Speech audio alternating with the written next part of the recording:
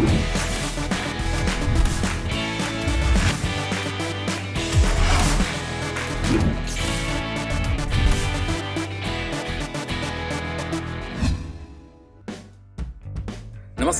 खेलों में खास के साथ आप सभी का स्वागत है। मैं हूं Sunil Taneja. Our sports content is pure as 24 karat gold. Please like and subscribe it. Your support will help us in doing better. Thank you. शुरुआत करते हैं यूएस ओपन के साथ। अमेरिका की सेरेना विलियम्स यूएस ओपन के सेमीफाइनल में पहुंच गई हैं। कल देर रात खत्म हुए क्वार्टर फाइनल में उन्होंने बुल्गारिया की टी पिरोंकोवा को पराजित कर दिया। जापान की नाओमी ओसाका यूएस ओपन में विमेन्स सिंगल्स के सेमीफाइनल में पहुंच गई हैं। 2 बार की ग्रैंड स्लैम विनर ओसाका दूसरी बार यूएस ओपन के सेमीफाइनल में पहुंची हैं। इनके अलावा अमेरिका की जेनिफर ब्रेडी पहली बार अंतिम 4 में पहुंची हैं। वर्ल्ड नंबर 9 ओसाका ने अमेरिका की शेल्बी रॉजर्स को 6-3, 6-4 से हराया है। वहीं जेनिफर ने कजाकिस्तान की यूलिया पुंतित्सेवा को 6-3, 6-2 से शिकस्त दी। ओसाका और ब्रेडी महिला सिंगल्स के पहले सेमीफाइनल में भिड़ेंगी। वहीं वर्ल्ड नंबर 7 जर्मनी के अलेक्जेंडर ज़्वेरेव मेंस सिंगल्स के सेमीफाइनल में पहुंच गए हैं। ये उनका किसी भी ग्रैंड स्लैम का पहला सेमीफाइनल होगा। उन्होंने क्वार्टर फाइनल में क्रोएशिया के बोना कोरिच को 1-6, 7-6, 7-6, 6-3 से हराया। ज़्वेरेव अब तक कोई ग्रैंड स्लैम नहीं जीत सके हैं। सेमीफाइनल में उनका मुकाबला स्पेन के पाब्लो कारेनो बुस्ता से होगा, जबकि बेलारूस की विक्टोरिया अजारेंका का मुकाबला बेल्जियम की मार्टेंस के साथ होगा। यूएस ओपन में आज खेले जाने वाले अहम मुकाबलों पर सुनिए संजय बनर्जी की ये रिपोर्ट। अमेरिका की सेरेना विलियम्स ने फिर ये साबित कर दिया कि उम्र सिर्फ एक नंबर है। पूरे दमखम और आत्मविश्वास के साथ खेलते हुए सेरेना ने बुल्गारिया की टी पिरोंकोवा को पराजित कर दिया। एक जबरदस्त मुकाबले में 6-4, 3-6 और 6-2 से जीत दर्ज कर उन्होंने अपनी जगह सेमीफाइनल में तय कर ली। पिरोंकोवा की तारीफ करनी होगी। उन्होंने सेरेना विलियम्स का डटकर मुकाबला किया और दूसरा सेट जीतकर मुकाबले को 1-1 की बराबरी पर ला खड़ा किया। लेकिन तीसरे सेट में पूरी तरह से सेरेना हावी दिखाई दी और उन्होंने पिरोंकोवा को वापसी का कोई मौका नहीं दिया।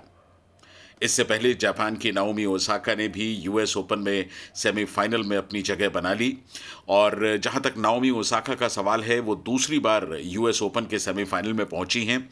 उन्होंने अमेरिका की शेल्बी रॉजर्स को 6-3, 6-4 से पराजित किया था और अब सेमीफाइनल में ओसाका का मुकाबला अमेरिका की ही जेनिफर ब्रेडी के साथ होगा, जो कि पहली बार सेमीफाइनल में पहुंची हैं। जेनिफर ने कजाकिस्तान की यूलिया पुंतित्सेवा को पराजित किया था।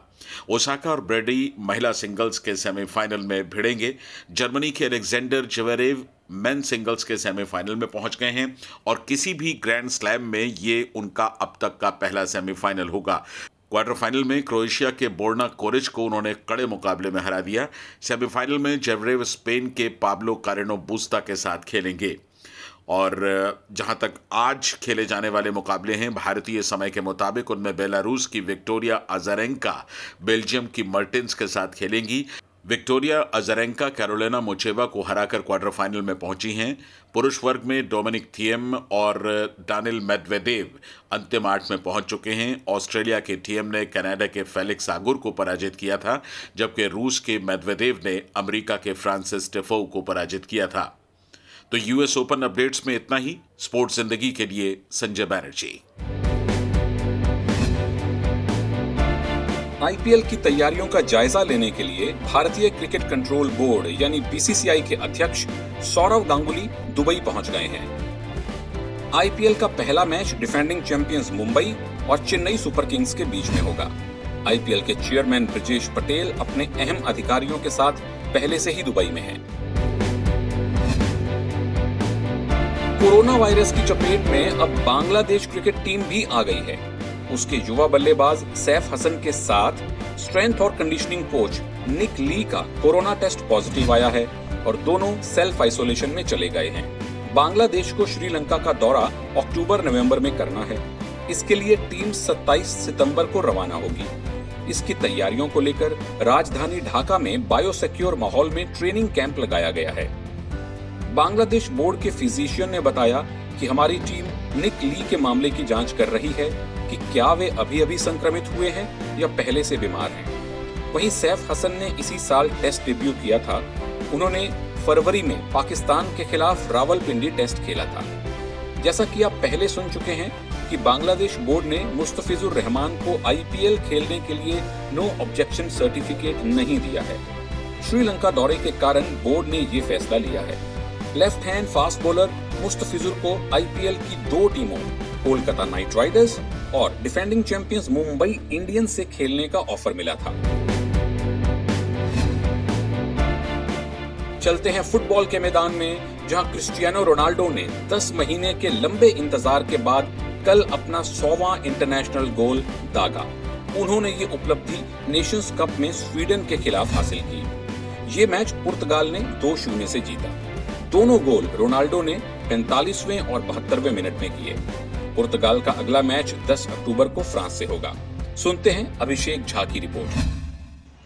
तो क्रिस्टियानो रोनाल्डो ने एक और बहुत बड़ा रिकॉर्ड अपने नाम कर लिया है और जो मैच खेला गया स्वीडन के अगेंस्ट, उसमें पोर्चुगल की टीम 2-0 से जीत दर्ज करने में सफल रही और दोनों के दोनों गोल क्रिस्टियानो रोनाल्डो ने किया। लेकिन सबसे बड़ा जो अचीवमेंट है वो ये है कि अब वो यूरोप के पहले ऐसे फुटबॉल खिलाड़ी बन गए हैं जिन्होंने कि इंटरनेशनल फुटबॉल में 100 या उससे ज़्यादा गोल किए हैं। और सिर्फ एक खिलाड़ी जो उनसे ज़्यादा इंटरनेशनल लेवल पर गोल कर चुके हैं वो है ईरान के अली डायर, जिन्होंने कि 108 गोल किए हैं, जबकि क्रिस्टियानो रोनाल्डो ने अब तक 101 गोल कर लिए हैं। और हो सकता है कि आने वाले जो मैचेस हैं पोर्चुगल के इसी साल, उसमें क्रिस्टियानो रोनाल्डो अगर और 8 गोल कर देते हैं तो रिकॉर्ड की बराबरी कर लेंगे। अगर वो 9 गोल करते हैं तो यकीनन वो रिकॉर्ड बना देंगे और एक नया रिकॉर्ड उनके नाम दर्ज हो जाएगा। लेकिन लियोनेल मेसी जो उनके कॉम्पिटिटर हैं उससे वो काफ़ी आगे हैं।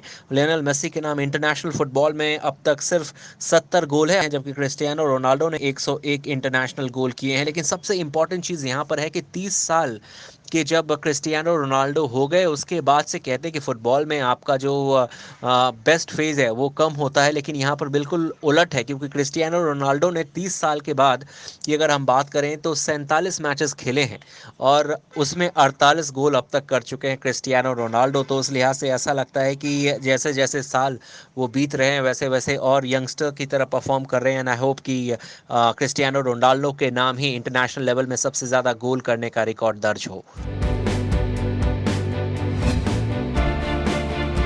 साउथ अफ्रीका की 800 मीटर की ओलंपिक चैंपियन कैस्टर सेमेन्या अब महिलाओं के साथ नहीं दौड़ सकेंगी।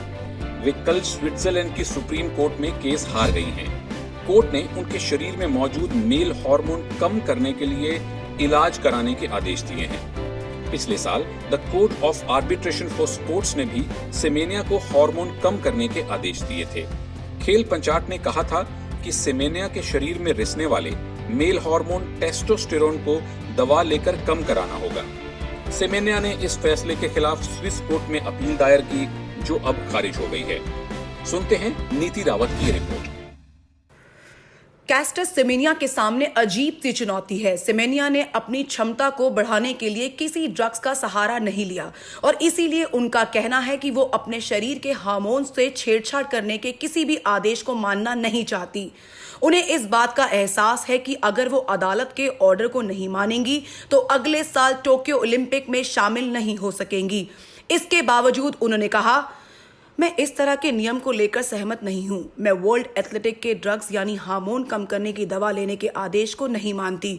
मैं जो भी हूं ठीक हूं, खुद को नहीं बदलूंगी। सेमेन्या ओलंपिक, कॉमनवेल्थ गेम्स में 2-2 और वर्ल्ड चैंपियनशिप में 3 गोल्ड जीत चुकी हैं। कैस्टर 2009 में पहली बार वर्ल्ड चैंपियनशिप में दौड़ी थी। इसके बाद IAAF ने कैस्टर का जेंडर टेस्ट कराया था।